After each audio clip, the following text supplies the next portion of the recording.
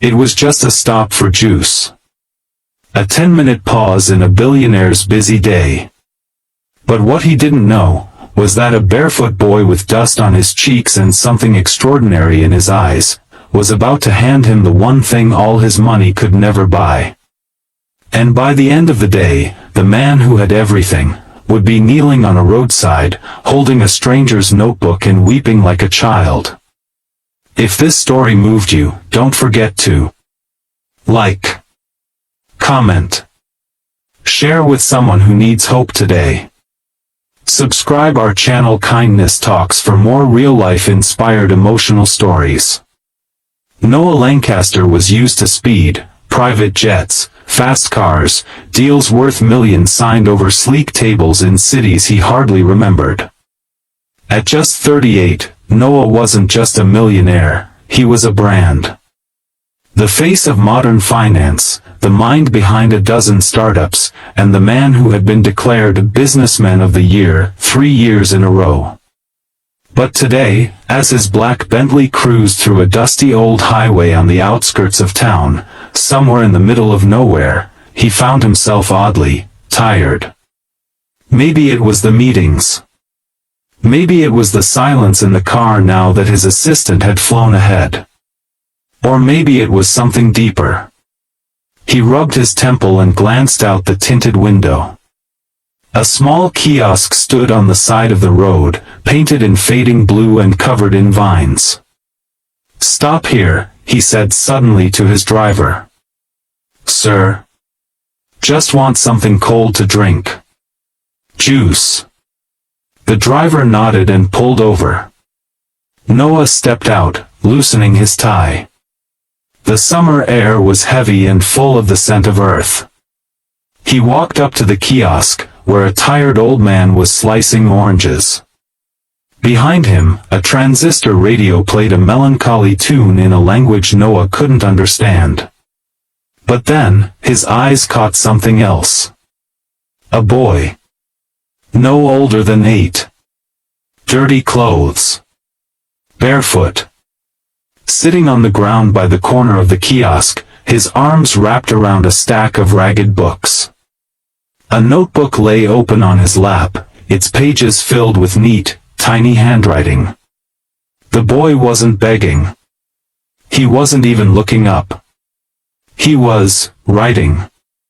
Noah ordered his juice. As the vendor handed it over, he couldn't help but glance again. This time, the boy looked up. Their eyes met. And in that split second, Noah saw something in the child's gaze. Not desperation.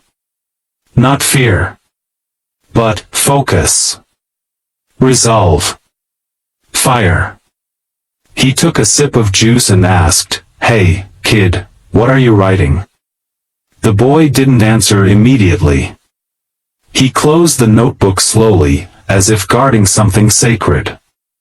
"It's a letter," he said quietly. "Letter to who?"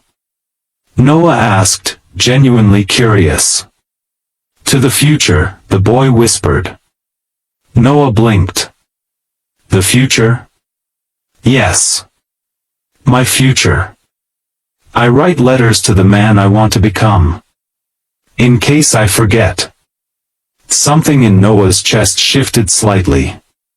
He had read thousands of business pitches, but none as compelling as this simple sentence. The boy stood up and dusted his pants. "My name is Eli," he said, offering a small, respectful nod.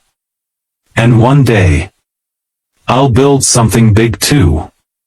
Maybe not like your cars and buildings, but something that helps people remember who they are." Noah stared at the boy. His driver called out that they were late for the meeting. But he didn't move. Something about this moment felt heavier than any meeting ever could. "Do you go to school?" he asked. Eli smiled sadly. "Sometimes. When Ma doesn't need me at the junkyard. But I study every night. Books are free, if you find them in trash." Noah was speechless. The boy opened his notebook again and showed a page. It had math equations, a drawing of a prosthetic arm labeled "Design for War Veterans," and a quote scribbled on top. "Kindness is currency for the soul." Noah felt something catch in his throat. He pulled out $100 bill and handed it over, but the boy stepped back. "I don't need money," Eli said. "I just wanted someone to listen." Because people forget to listen. Then he looked Noah in the eye and added, "Maybe that's why you stopped." Noah stood frozen. The juice in his hand was now warm. As he drove away, he kept glancing back through the rearview mirror. But the boy had already sat down again, returning to his notebook. That night, in his luxury suite downtown, Noah couldn't sleep.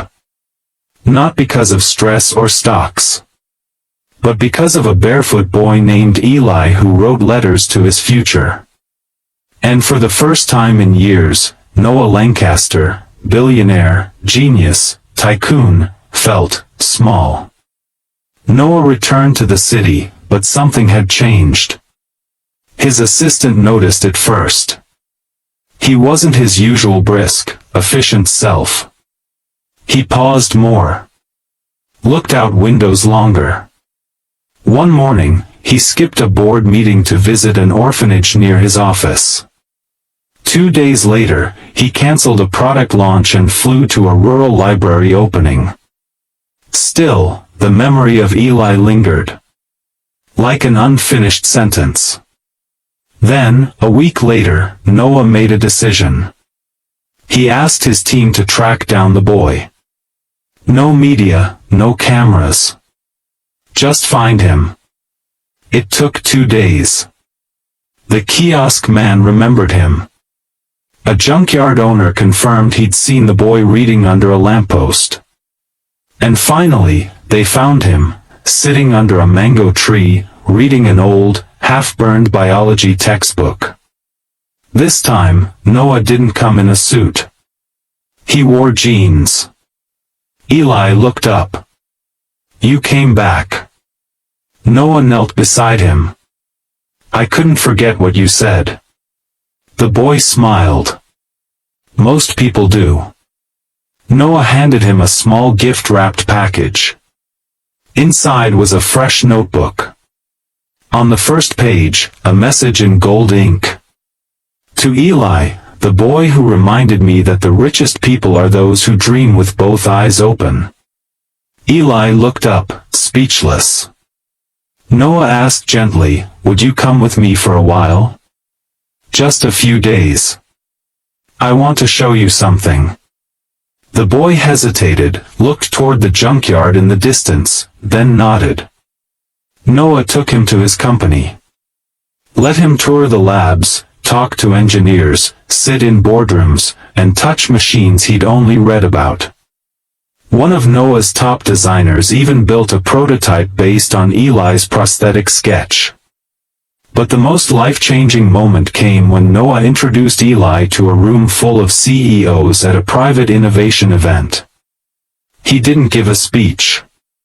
He simply stepped aside and said, "This boy reminded me why I started building anything in the first place. Eli, share your letter." And Eli did. Shy at first, but his voice grew as he read. The room fell silent. Some executives looked away, ashamed. Others wept. That night, Noah did something he never imagined. He signed over a trust. A scholarship. A project incubator named the Eli Future Fund, for kids like him who had ideas but no platforms. As for Eli, he didn't stop writing letters to the future. But now, he began writing ones to the world too. Years later, when Eli stood on a stage in front of thousands to unveil his new invention, an affordable prosthetic arm for children injured in war, he looked down at the front row, where an older Noah sat smiling, his eyes glassy with tears. Eli said, "This is for the man who stopped for juice, and stayed for hope." And the crowd rose. Because sometimes, the smallest stops become the greatest turns in a person's life. Noah had everything. But until that day, he hadn't truly lived. Because all it took was one boy, one moment, and one letter to the future, to change his heart forever.